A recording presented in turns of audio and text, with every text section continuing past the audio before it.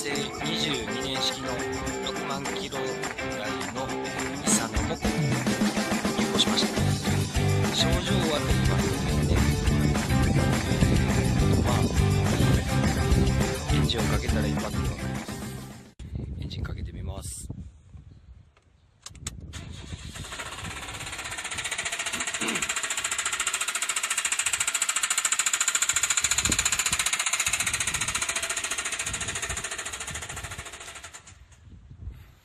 というような感じでですね、エンジンルームに誰かがいるようですね。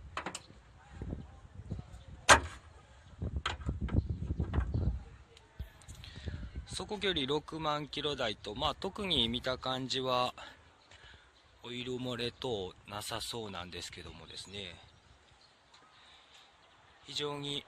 オイル交換のメンテナンスが悪い状態で、おそらくエンジン内部のメタルが焼けついてるんではないかと思います。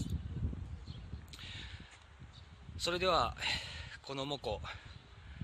吉田くんが修理します。